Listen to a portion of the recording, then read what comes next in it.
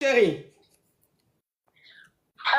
Ma coach, je suis une jeune fille, je suis fonctionnaire et j'ai rencontré mon mari étant très jeune. Oui. Lorsque j'étais en classe de terminale. Ma chérie, il faut enlever le haut-parleur, s'il te plaît. Non, il n'y a pas de haut-parleur. Ok. D'accord. Donc, j'ai rencontré mon mari étant très jeune en classe de terminale. Et nous étions ensemble, j'ai eu le bac, tout ça. J'ai eu et j'ai eu mon travail. Nous avons 2 enfants, 2 filles. Oui. Et pendant ma formation, il m'a soutenue, tout. Et récemment, j'ai été payée.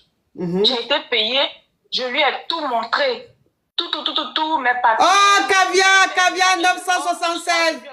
Caviar 976, thank you so much, thank you, you are beautiful girl. La team, le live est bloqué chez moi ici, hein. On met les cœurs. Oui, ma chérie. Et c'est avec lui que j'ai fait tous les papiers. Oui. Et je lui ai montré.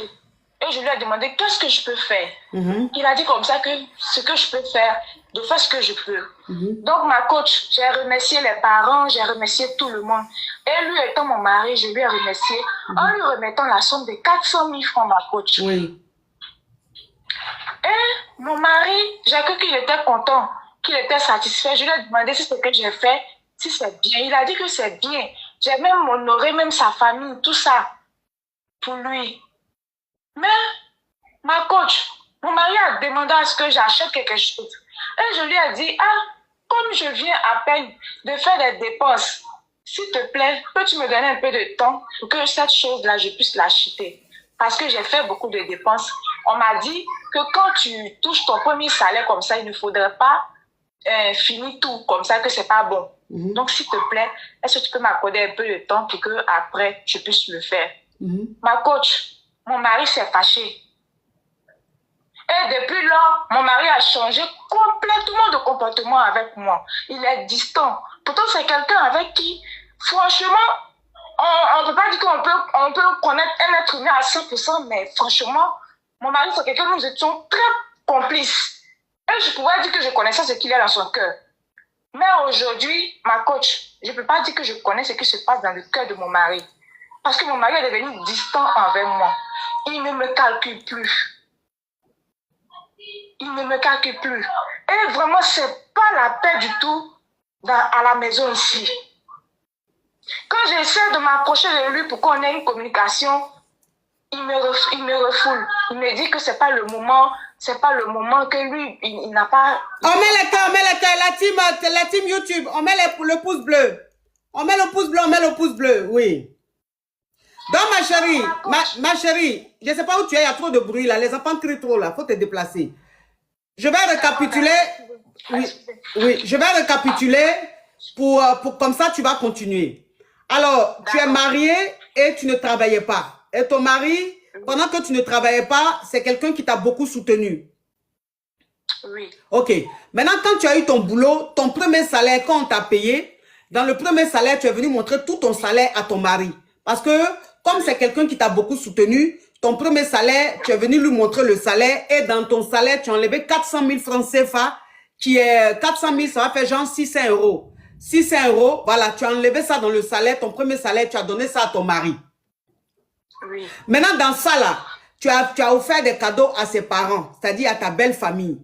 Et maintenant, ton mari, malgré tout ça, là, il te dit de lui acheter quelque chose dans l'argent qui reste là. Tu lui as dit non, que c'est mon premier salaire. On dit que quand tu reçois ton premier salaire, faut pas tout dépenser.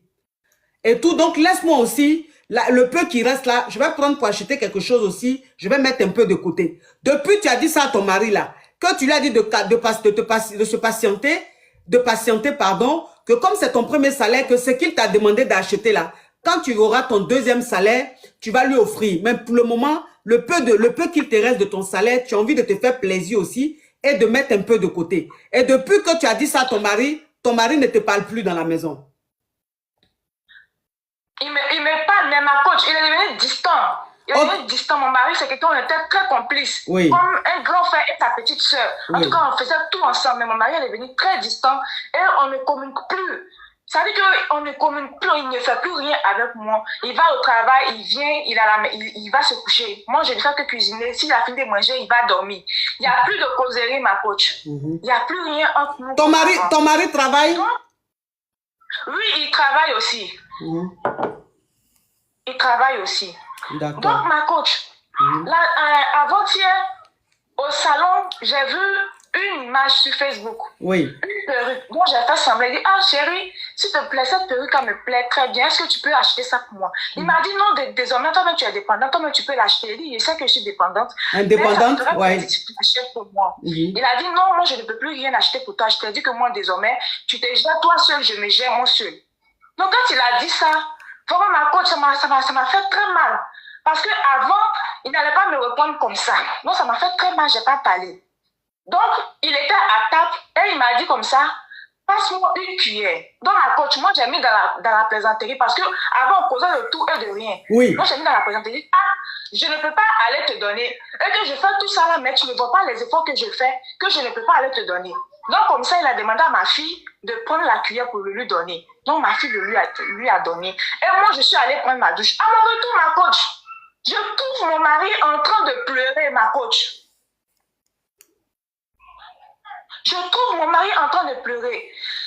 Quand je l'ai vu, je me suis sentie tellement triste. Il dit, mais qu'est-ce qui touche mon mari jusqu'à ce qu'il puisse pleurer comme ça? Parce que je ne l'ai jamais vu comme ça. Donc je me suis approchée de lui, je lui ai demandé, ah mais chérie, pourquoi tu pleures? Qu'est-ce que c'est à cause de ce que j'ai dit là? Franchement, ne prends pas ça au premier degré. Je t'ai juste te taquiner. Tu sais que je n'ai pas d'amis ici. Ne prends pas ça au premier degré. Ma coach, il ne m'a pas répondu, il n'a rien dit. Et nous sommes allés nous coucher. Je lui ai posé la question au lit. Qu'est-ce qui s'est passé? Puis tu as pleuré. C'est à cause de ce que j'ai dit là. Il ne m'a pas répondu. Il m'a dit qu'il veut se coucher. Donc, le lendemain, ma coach, la nuit, on venait se coucher. Je lui ai demandé, ah, hier, comme je t'ai posé la question, pourquoi tu pleurais? Il ne m'a pas répondu. Mais pourquoi tu as pleuré hier? Ma coach, il m'a refoulé. Il dit, non, lui, il n'a pas envie de discuter. Il dit, ah, mais si tu ne discutes pas avec moi, franchement, moi, il y aurait un moment où moi aussi je ne pourrais pas être ouvert envers toi. Je n'ai pas dit que je vais marier quelqu'un et puis il y aura des choses dans son cœur et puis moi aussi j'aurai des choses dans mon cœur et puis on vit comme ça. Quand c'est comme ça, on ouvre la porte à l'infidélité, à plein de choses. Donc s'il te plaît, communiquons. Ma coach, les choses que mon mari va me faire sortir, franchement, moi, mais j'étais étonnée. Ah bon? Mon mari dit depuis que moi j'ai été payée, je le banalise. Je ne l'encourage pas. Je le compare aux autres hommes. Ça dit, je lui dis que non, qu'il n'est pas quelqu'un de bien. En tant que moi j'étais en formation, lui il m'a soutenu. Aujourd'hui, moi j'ai eu mon argent, moi je garde ça pour moi. Et que moi, franchement, lui il a pris la décision de ne plus rien faire avec moi. Il continue son chemin, il va travailler, il va évoluer de son côté. Moi aussi, je vais travailler, d'évoluer de mon côté, ma coach. Mais est-ce que c'est que ton mari dit, est-ce que tu te reconnais dans ça? Ma coach, je ne me reconnais pas dans ça. Ok. Je ne me reconnais pas. Parce que moi-même, je suis une fille à Caen. Donc, tellement je glorifie mon mari, j'étais étonnée de voir ça. Et que quand j'ai eu mon premier salaire, j'aurais dû tout lui donner. J'aurais dû tout lui donner. Et que lui, il a été surpris que je lui ai refusé d'acheter. Il a demandé quelque chose et que moi, j'ai refusé. Pourtant, que moi, j'étais en formation et que moi, j'étais dans le besoin. Lui, il m'avait qu'il n'avait rien. Avec ses mêmes moyens, il s'est débrouillé tout le temps pour m'envoyer. Mais moi, aujourd'hui, lui, il me demande quelque chose. Et moi, je lui dis non, il n'a qu'à patienter. Moi, je calcule. Donc, comme ça, il a pris la décision de tout faire lui seul dans la maison. Et maintenant, il s'en fout. Je ne sais pas, j'ai pas de camarade aussi en tant que tel pour dire je vais expliquer pour truc. Donc, je ne sais pas, ma coach. Je ne sais pas comment me comporter avec mon mari. Je ne sais pas si je dois laisser comme ça ou informer la famille pour qu'on en discute. Parce que vraiment, ce que mon mari me reproche, je ne me reconnais pas dedans. Je ne suis pas dedans. Je ne le vois pas comme ça. Nous avons 2 enfants. Et même, je suis encore enceinte même de lui. Je ne comprends pas. Pourquoi mon mari réagit comme ça? Ok. Alors, ce qui est en train de se passer dans ton foyer aujourd'hui, c'est que ton mari, en fait, depuis que tu travailles, ça le dérange. Depuis que tu travailles, ça le dérange. Et en fait, c'est ce qui est en train de lui arriver là, c'est de la jalousie. Mais c'est pas la jalousie qu'on fait quand sa femme est avec un autre homme. C'est la jalousie qu'on fait quand on voit que la femme aussi est en train d'avoir son argent et qu'elle aussi, elle aura son mot à dire dans le foyer. Donc, ça veut dire que ton mari, le fait que tu travailles aujourd'hui, il a l'impression qu'il n'aura plus totalement son mot à dire, il sera plus vraiment le capitaine du bateau et tout ça. Et même les 400 000 francs que tu lui as donnés, et ce qu'il t'a dit d'acheter, tout ça, en fait, tout ça c'est fait exprès. Parce que l'argent que tu as reçu, c'est-à-dire que ton salaire que tu as reçu, c'est un exemple que je donne. Si tu as reçu, par exemple, 800 000 comme salaire, que ton mari, tu lui as donné 400 000, ça veut dire que tu as offert des cadeaux, tu as fait plaisir à ta belle famille, on va dire tu as mis 100 000 francs pour faire, donc il va te rester 300 000. Mais dans les 300 000 qui te restent, ton mari veut que tu achètes quelque chose. Pourquoi? Parce qu'en fait, les 300 000 que tu as, il a l'impression que tu es indépendante, que tu peux faire des dépenses, tu peux te débrouiller toute seule. Entends, lui, il ne veut pas que tu te débrouilles tout seul. C'est pour ça qu'il t'a dit achète quelque chose. De telle sorte que tout le salaire que tu as reçu là, tu n'es plus un centime. Tu comprends un peu le truc?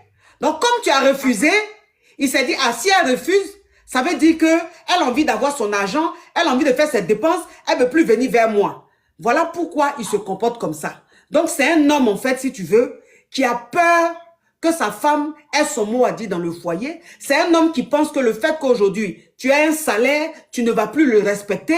Le fait que tu aies un salaire aujourd'hui, tu ne vas plus le trouver beau, tu ne vas plus le trouver important, tu vas le voir petit. Tu sais, souvent, quand on ne travaille pas, quand on n'a pas les moyens, quand on est avec un homme qui s'occupe de nous, tu vois, on a une façon de le grandir, on a une façon de le traiter comme un roi. Mais quand toi, la femme, je ne dis pas toutes les femmes, hein, mais parfois, quand toi, la femme, tu commences à travailler et que tu gagnes bien ta vie, tu as une façon automatiquement de voir ton mari autrement. C'est-à-dire que c'est comme si, en fait, sa valeur diminuait. Tu vois? Et il pense que c'est ton cas. Il pense que le fait qu'aujourd'hui, tu aies un salaire, tu vas plus le trouver beau, tu vas plus le trouver fort, tu vas plus le trouver, comment on appelle, utile. Tu vois, c'est tout ça là qui est en train de le détruire, alors que c'est pas forcément ton cas. Le fait que tu travailles, ça ne veut pas dire que tu ne vas plus le respecter, parce que dans sa plainte, quand tu allais vers lui pour lui demander, je ne sais pas pourquoi tu te comportes comme ça, il a dit quelque chose qui m'a fait un tic. Il dit, tu me compares aux autres hommes. Alors que jamais tu l'as comparé aux autres hommes. Il dit, tu me traites comme, je sais pas. En fait, il a dit que, genre, tu veux le comparer aux autres hommes. Alors que tu n'as pas dit, mais en fait, c'est l'idée qu'il se fait. Et tout ça là, c'est parce qu'il est jaloux, c'est parce qu'il a peur, c'est parce qu'il a peur que tu ne le vois plus comme avant, il a peur que tu ne l'aimes plus comme avant, parce que c'est parce qu'avant tu étais poivre, que tu le trouvais beau. Maintenant que tu gagnes ton argent, est-ce que quand tu vas aller travailler là, tu n'as pas trouvé un autre homme qui gagne un peu plus, qui gagne mieux sa vie que lui? Tu vois, c'est tout ça là qui fait que ton mari se comporte comme ça. Mais comme tu dis que quand tu ne faisais rien, c'est un homme qui te soutenait, c'est un homme qui était là pour toi. Rien que pour ça, ma chérie, moi je te dis de ne pas prendre ça en mal. Il faut juste voir que ton mari a peur de te perdre. Ton mari a peur que tu changes dans sa main.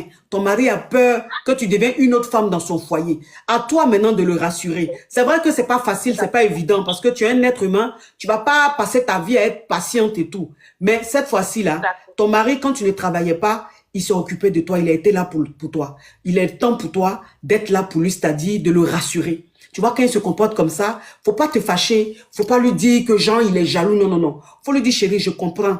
Depuis toi et moi, on est ensemble, jamais tu m'as vu travailler, jamais tu m'as vu dans cette position, dans cette posture. Peut-être que tu as peur, ou peut-être que tu as entendu quelque part, où il y a des gens qui t'ont dit que c'est-à-dire que c'est-à-dire. Tu sais, souvent quand on est assis avec ses amis quelque part, là, par rapport à ce qu'on dit, l'histoire de quelqu'un qu'on raconte, toi, tu peux prendre ça, et puis tu vas penser que c'est ce qui va t'arriver dans ta vie. Tu vois, peut-être qu'il était assis quelque part, il y a des gens qui parlaient, ses amis parlaient pour dire que oui, moi j'ai un ami là, quand sa femme a commencé à travailler, elle a gagné plus que lui, elle a quitté. Ou bien elle a commencé à gagner l'argent, elle est devenue impolie. Donc lui, il pense que ce qu'il a entendu dehors là, c'est ce qui va se passer dans son foyer. Alors que c'est pas forcément le cas. Donc ma chérie, il faut rassurer ton mari. Tu as compris? Il faut le rassurer. Il faut être patiente. Quand tu vois qu'il se comporte comme ça là, faut aller vers lui tout doucement, faut lui parler tout doucement, faut le rassurer jusqu'à ce qu'il comprenne que le travail que tu es en train de faire là, c'est pour l'épauler, c'est pas pour le dépasser, ou bien c'est pas pour faire concurrence avec lui. Tu as compris, ma chérie?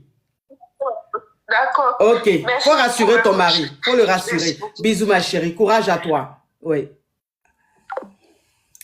La famille, on met le cœur, on met le cœur, on met